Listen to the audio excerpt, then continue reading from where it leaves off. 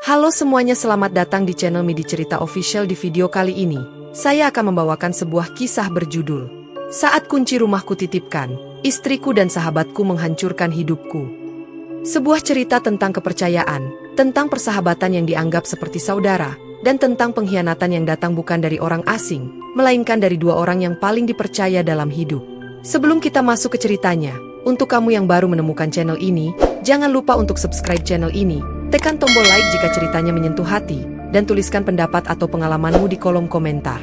Dan jangan lupa tekan tombol lonceng agar mendapatkan notifikasi setiap channel upload, supaya kamu tidak ketinggalan kisah-kisah penuh makna lainnya. Semoga cerita ini bisa menjadi pelajaran, penguat hati, dan pengingat bahwa setiap kepercayaan adalah amanah. Semoga Allah menjaga hati kita dari dikhianati dan mengkhianati, serta memberi keteguhan bagi siapapun yang sedang diuji dalam hidupnya. Sekarang, mari kita mulai ceritanya. Pagi itu udara masih lembab, sisa hujan semalam menggantung di ujung dedaunan yang berjejer di depan rumah kecil Rama. Cat tembok berwarna krem mulai terlihat pudar di beberapa sudut, namun rumah itu selalu tampak rapi.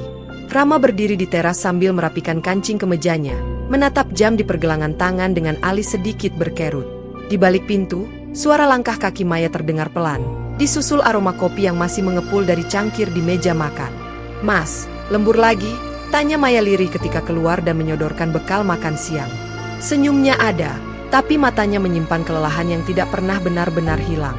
"Iya, proyek baru di kantor lagi dikejar. Mungkin pulang malam," jawab Rama sambil menerima bekal itu. Ia mencoba tersenyum, mengusap kepala Maya sekilas, seolah gestur kecil itu cukup untuk menggantikan waktu yang terus ia curi dari rumah. Di dalam hati, Rama tahu ia mulai jarang ada. Namun baginya, bekerja keras adalah satu-satunya cara menjaga kehidupan tetap berjalan. Rumah ini, cicilan yang hampir lunas, dan kenyamanan yang Maya rasakan, semuanya ia anggap sudah sepadan. Ia tidak pernah menyangka bahwa justru ketidakhadirannya akan menjadi celah. Sore hari menjelang malam, Rama sudah berada di kantor, tenggelam di balik layar komputer dan tumpukan berkas. Hujan kembali turun, kali ini lebih deras, memukul jendela gedung dengan bunyi ritmis yang melelahkan. Telepon di sakunya bergetar. Nama Dimas muncul di layar. "Ram, kunci cadangan yang kemarin itu di mana, ya?" Suara Dimas terdengar santai dari seberang. "Oh, di laci sepatu, paling bawah." "Kenapa?" Rama menjawab tanpa rasa curiga sedikit pun. "Gak apa-apa. Tadi Maya bilang kamu belum pulang. Aku mau mampir bentar. Sekalian cek rumah, takutnya hujan angin kayak gini," kata Dimas cepat, terdengar seperti sahabat yang penuh perhatian.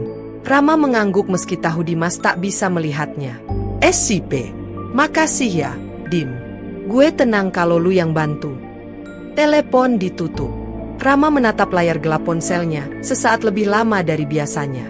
Ada rasa lega karena rumahnya dijaga orang yang ia percaya, orang yang sudah ia anggap saudara. Dimas bukan orang lain. Mereka berteman sejak bangku kuliah, saling tahu pahit manis hidup masing-masing. Bahkan Rama pernah menjadi saksi saat hidup Dimas jatuh dan bangkit kembali. Di rumah, Maya mendengar bunyi kunci di pintu depan. Ia menoleh, jantungnya berdegup sedikit lebih cepat. "Mas?" panggilnya ragu. "Bukan, Mei. Aku Dimas," jawab suara itu dari balik pintu. Maya menarik napas, lalu melangkah ke ruang tamu. Lampu temara menyala, hujan menggedor genting, dan pintu perlahan terbuka. Dimas berdiri di ambang pintu. Jaketnya basah oleh hujan, wajahnya tersenyum ramah seperti biasa. "Rama bilang aku boleh mampir. Cuma sebentar," katanya sambil mengangkat kantong plastik berisi makanan. Maya mengangguk, mempersilakan masuk. Tidak ada yang aneh. Tidak ada yang mencurigakan. Hanya dua orang yang sama-sama percaya pada Rama, berada di bawah atap yang sama, dengan satu kunci yang seharusnya menjaga segalanya tetap aman. Namun di luar, hujan semakin deras, seolah menandai awal dari sesuatu yang tak pernah mereka bayangkan akan terjadi. Hujan masih turun saat Dimas menutup pintu dan menggantungkan jaketnya di balik daun pintu. Bau tanah basah bercampur dengan aroma makanan yang ia bawa memenuhi ruang tamu. Maya berdiri agak canggung di dekat meja, tangannya saling menggenggam, sementara Dimas melangkah masuk seolah rumah itu sudah begitu akrab baginya.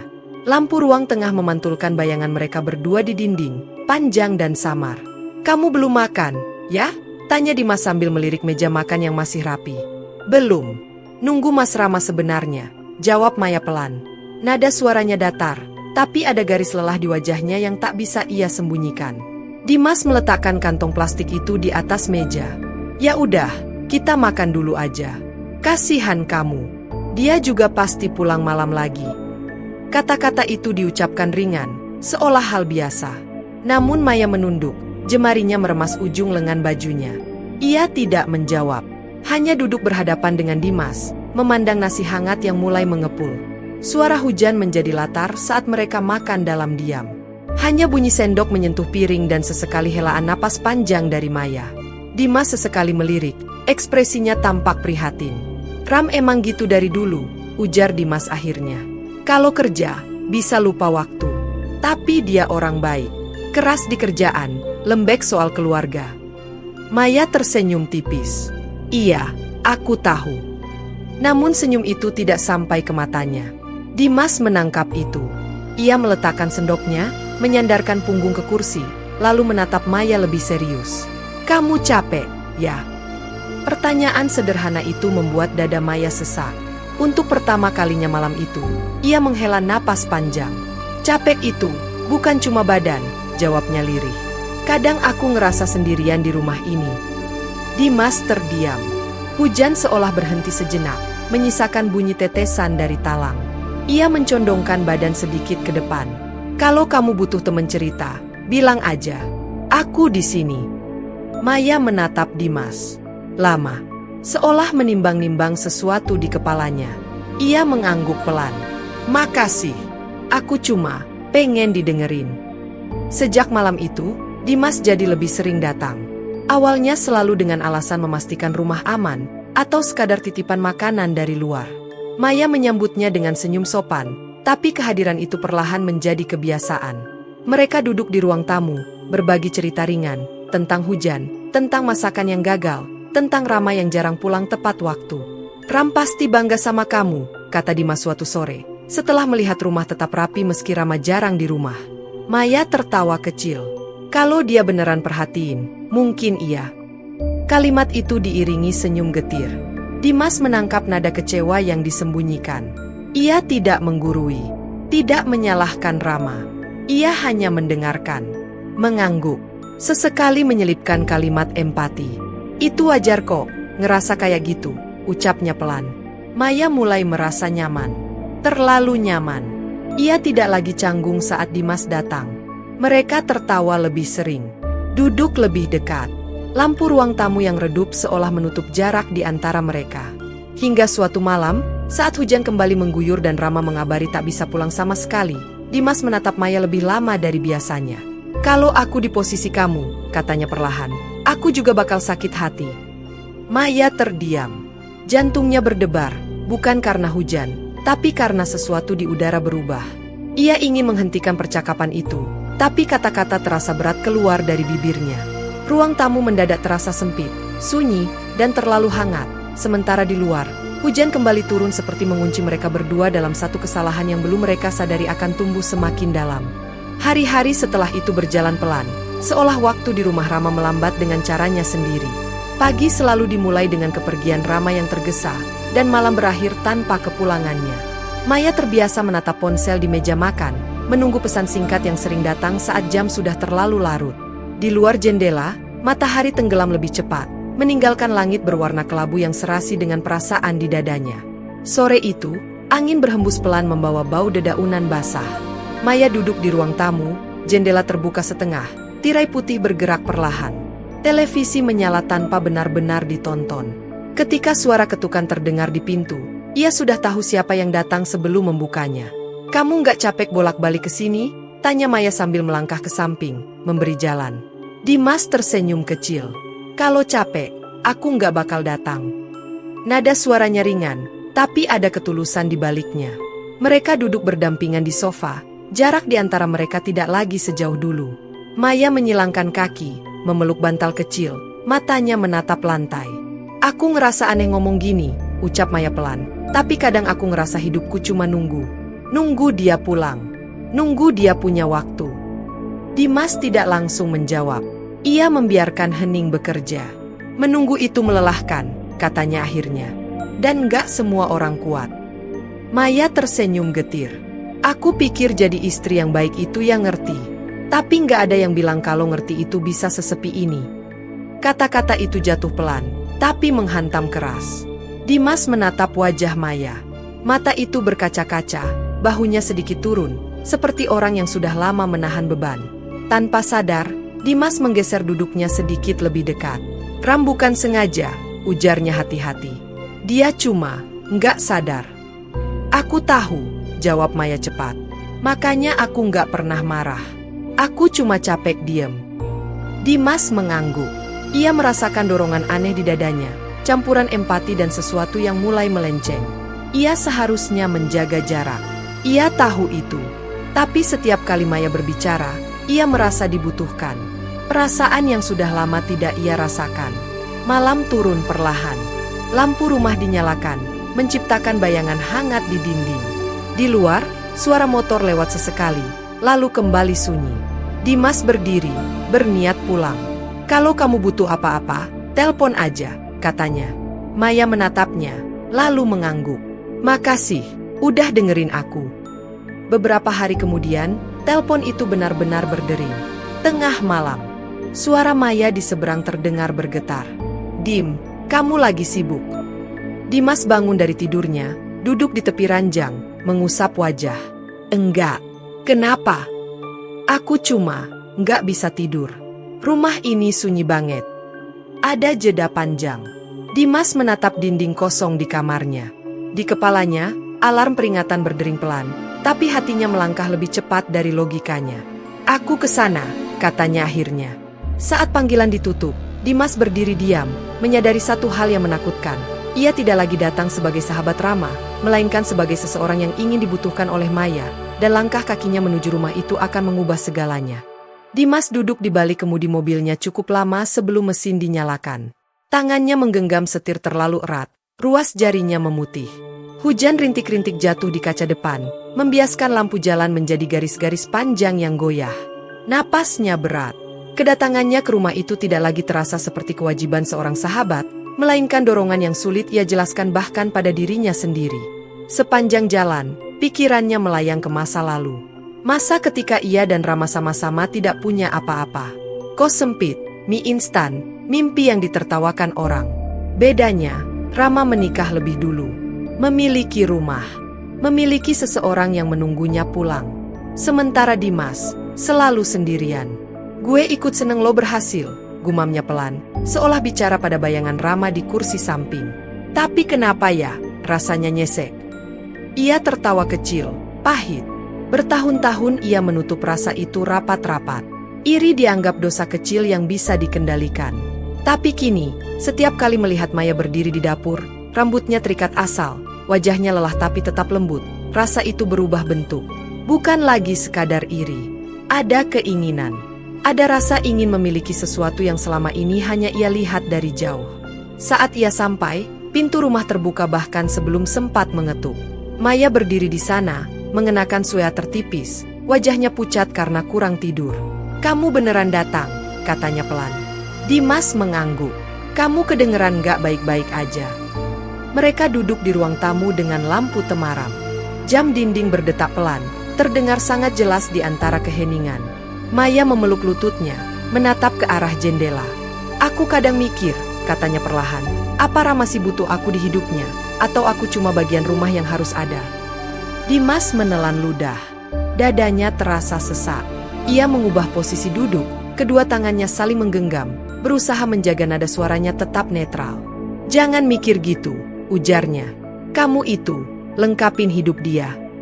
Maya menoleh, menatap Dimas. Tatapan itu lama, terlalu lama. Ada harapan di sana. Dan Dimas melihat sesuatu yang berbahaya, kesempatan. Dalam hati, suara kecil berteriak agar ia berhenti. Agar ia ingat siapa dirinya. Agar ia ingat Rama. Tapi suara lain, yang lebih dalam dan lebih lama terpendam, berbisik pelan. "Kalau bukan kamu, siapa lagi yang dengerin dia?" "Aku bukan Ram," kata Dimas akhirnya. Suaranya lebih lembut dari yang ia rencanakan. "Tapi aku bisa dengerin kamu." Maya tersenyum tipis. Senyum yang rapuh. "Itu aja udah cukup buat aku sekarang." Kalimat itu menusuk. Dimas merasakan sesuatu runtuh di dadanya. Batas yang selama ini ia jaga mulai retak, dan ia tidak sepenuhnya ingin menambalnya kembali. Ia mengulurkan tangan, ragu sesaat, lalu menariknya lagi. Diam. Di luar, hujan semakin deras, menutup suara kota, menutup logika, seolah memberi ruang bagi perasaan yang tak seharusnya hidup. Dimas menatap lantai, tahu ia sedang berdiri di tepi jurang yang telah lama ia intip diam-diam. Dan malam itu, tanpa satupun sentuhan, tanpa satupun kata yang melampaui batas, Dimas menyadari satu hal yang membuatnya gemetar. Rasa iri yang ia simpan bertahun-tahun telah berubah menjadi keberanian untuk mengkhianati, dan ia belum tahu apakah ia masih ingin mundur. Malam itu hujan turun tanpa jeda, seperti langit yang sengaja menumpahkan semua airnya ke atas atap rumah Rama. Jam di dinding menunjukkan pukul 9 lewat sedikit ketika ponsel Maya bergetar di atas meja. Nama Rama muncul di layar. Maya menatapnya lama sebelum mengangkat panggilan. "Mei, maaf. Aku nggak bisa pulang malam ini." Suara Rama terdengar lelah, serak, seperti orang yang sudah kehabisan tenaga. Maya menarik napas panjang. "Iya, Mas. Aku ngerti." Kata-kata itu keluar begitu saja, tanpa amarah, tanpa nada protes. Telepon ditutup, dan ruang tamu kembali sunyi. Hanya suara hujan dan detak jam yang menemani. Tak lama kemudian, kunci berputar di pintu depan. Suara logam itu terdengar jelas, lebih keras dari biasanya. Maya refleks menoleh. Dadanya berdebar. "Dim," panggilnya. "Iya," jawab Dimas dari balik pintu. "Aku bawain makan." Dimas masuk, menyeka rambut basahnya dengan handuk kecil. Ia berdiri canggung sejenak, menatap Maya yang berdiri tak jauh darinya. Lampu ruang tamu menyinari wajah mereka, menunjukkan kelelahan yang sama, namun dengan makna berbeda. "Ram gak jadi pulang," kata Maya pelan. Dimas mengangguk. "Dia juga ngabarin aku." Mereka duduk berhadapan, makanan dibiarkan di meja tanpa disentuh. Hujan makin keras, angin membuat jendela bergetar pelan. Suasana terasa tertutup, seperti dunia hanya menyisakan rumah itu. "Aku ngerasa bodoh," ujar Maya tiba-tiba. "Aku nunggu orang yang bahkan gak sadar aku nunggu." Dimas tidak menjawab. Ia bangkit, mendekat, lalu berhenti satu langkah di depan Maya. Jarak mereka tinggal sejengkal. Maya mendongak, matanya basah. "Jangan," katanya lirih, bukan peringatan, lebih seperti permohonan yang membingungkan. "Aku cuma mau kamu gak ngerasa sendirian," balas Dimas, suaranya gemetar. Pelukan itu terjadi begitu saja. Awalnya kaku, ragu, tapi hangat. Tubuh Maya bergetar saat tangannya membalas, mencengkeram punggung Dimas seolah mencari pegangan. Tangisnya pecah, dan Dimas menahan napas, membiarkan dirinya menjadi tempat runtuhnya seseorang. "Maaf," bisik Maya di bahunya. Kata itu terlambat datang. Pelukan berubah menjadi sesuatu yang lebih lama dari yang seharusnya. Dimas menutup mata. Logika menghilang, tersapu hujan dan rasa bersalah yang kalah oleh kebutuhan untuk merasa berarti.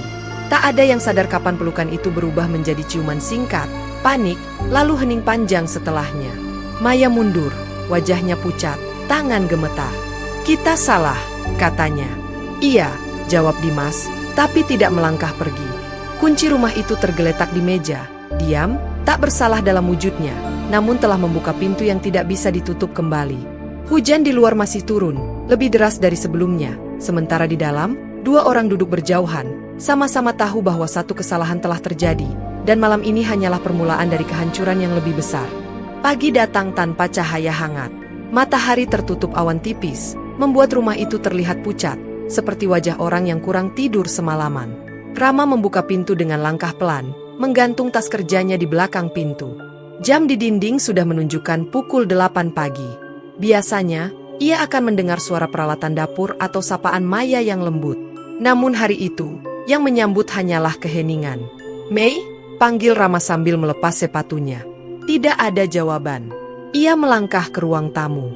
Rumah itu bersih seperti biasa, terlalu bersih. Sofa tertata rapi, meja tanpa noda, lampu masih menyala sejak malam. Rama berhenti sejenak, menatap sekeliling dengan dahi berkerut. Entah kenapa, ada perasaan tidak nyaman, seperti masuk rumah orang lain. Maya muncul dari dapur beberapa detik kemudian. Rambutnya diikat asal, wajahnya pucat. "Mas udah pulang," katanya singkat. "Iya. Maaf ketiduran di kantor," jawab Rama, mencoba tersenyum. Ia mendekat, berniat memeluk, tapi Maya bergeser pelan, pura-pura sibuk merapikan gelas. Gerakan kecil itu membuat dada Rama mengeras. "Kamu marah?" "Enggak," jawab Maya cepat. "Terlalu cepat. Capek aja." Rama mengangguk, mencoba meyakinkan diri bahwa itu cukup masuk akal. Tapi sepanjang pagi, ada yang berbeda. Maya jarang menatap matanya. Ketika ponselnya berbunyi, Maya refleks menoleh dan segera membalik layar. Suara hujan semalam masih tertinggal di udara, dingin dan lembab. Beberapa hari berlalu dengan ritme yang aneh. Rama pulang, Maya menyambut seadanya. Senyum itu ada, tapi kosong. Percakapan pendek, sering terputus. "Kunci cadangan di mana, ya?" tanya Rama suatu malam. "Masih di tempat biasa," jawab Maya sambil menunduk. Rama menatapnya lama. "Dim sempet kesini lagi?" Tubuh Maya menegang.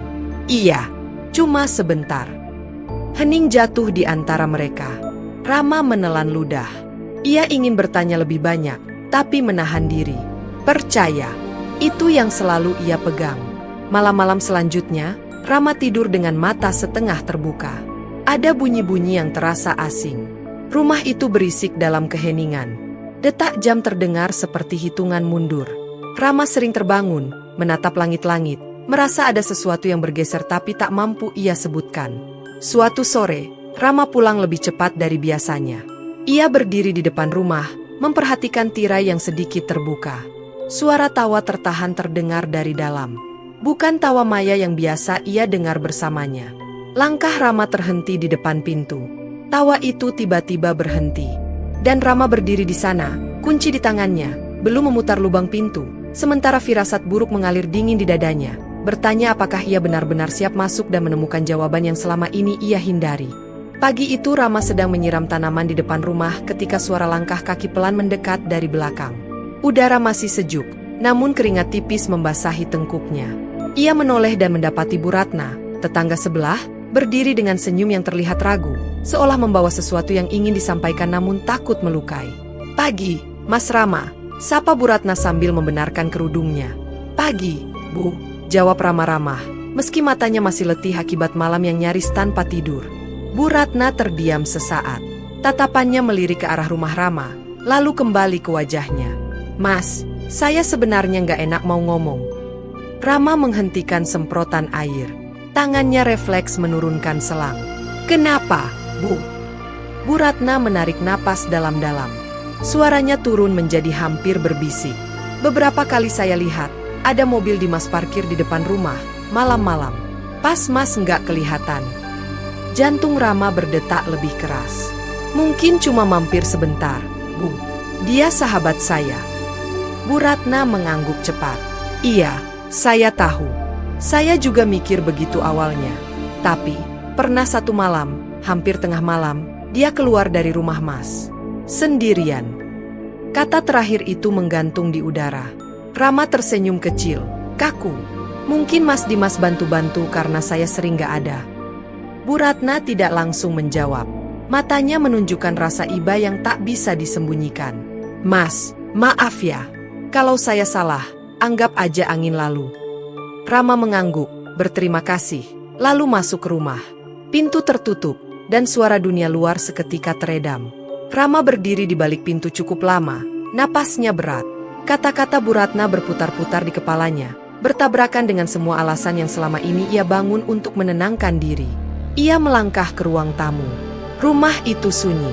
Maya belum pulang dari pasar. Rama duduk di sofa, menatap meja tempat kunci cadangan biasa diletakkan. Tangannya bergetar saat mengambil kunci itu. Ada bekas goresan halus di pinggirannya, seperti sering tergesa dimasukkan ke lubang kunci. "Enggak," gumam Rama. "Enggak mungkin." Siang itu, Rama tidak ke kantor. Ia berdiri di balik jendela, tirai sedikit terbuka, menunggu. Setiap suara motor membuatnya menoleh. Waktu berjalan lambat, menyiksa. Hingga sore hari, sebuah mobil yang sangat ia kenal berhenti perlahan di depan rumah. Dimas turun dari mobil, menengok ke kiri dan kanan, lalu melangkah ke pintu dengan santai. Rama memperhatikan semuanya dari balik tirai, dadanya terasa seperti diremas. "Kenapa lo kesini lagi, Dim?" bisiknya. "Kunci berputar." Pintu terbuka. Dan sebelum Dimas sempat masuk sepenuhnya, Rama berdiri tepat di depannya. Wajah Dimas seketika pucat. "Ram!" Tak ada teriakan. Tak ada kata keras. Rama hanya menatapnya lama.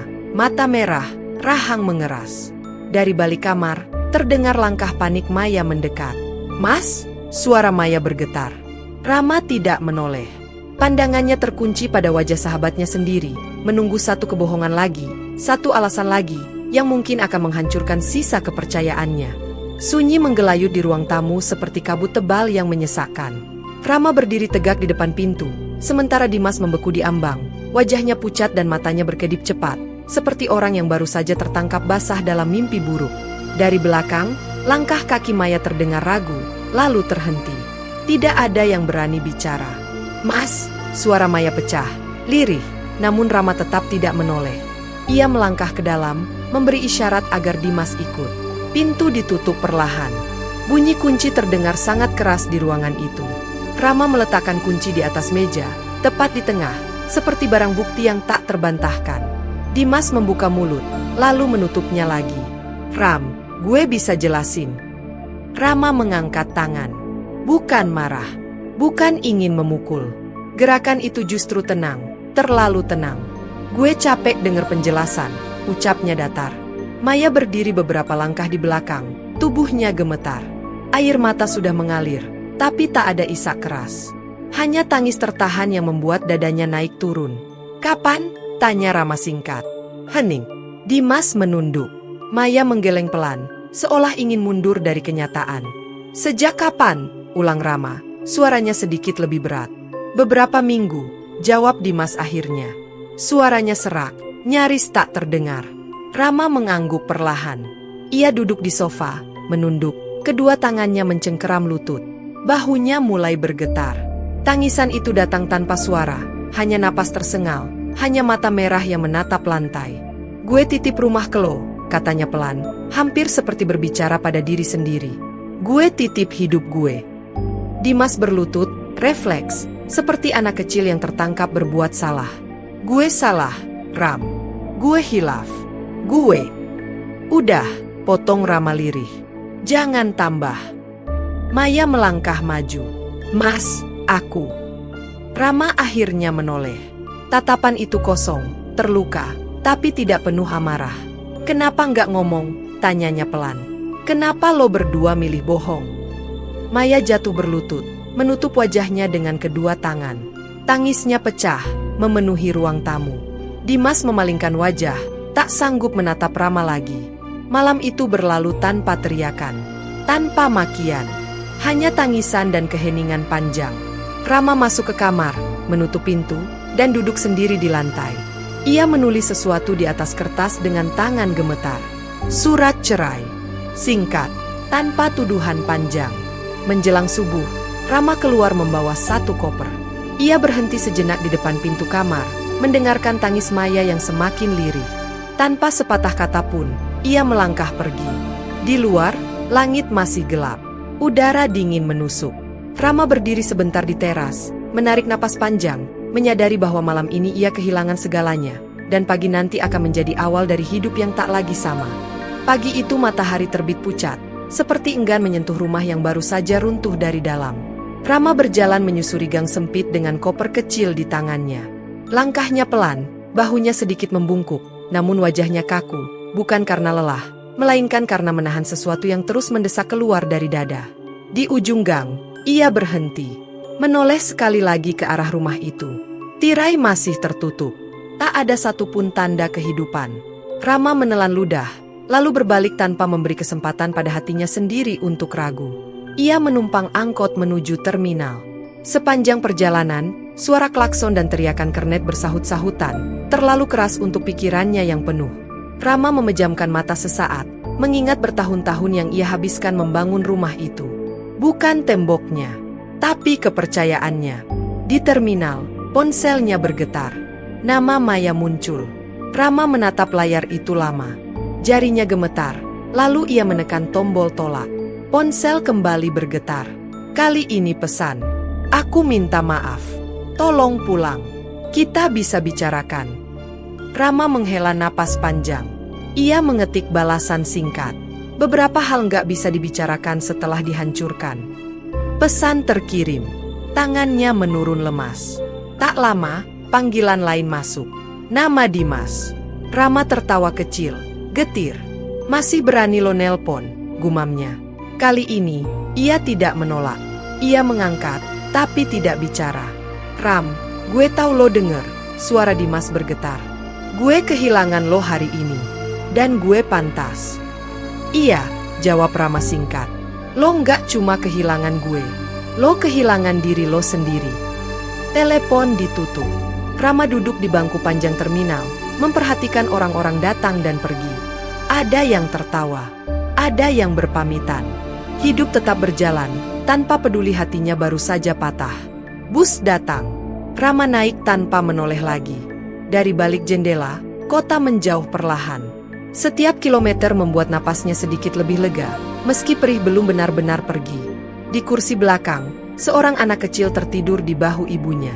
Rama menatap pemandangan itu lama. Matanya berkaca-kaca.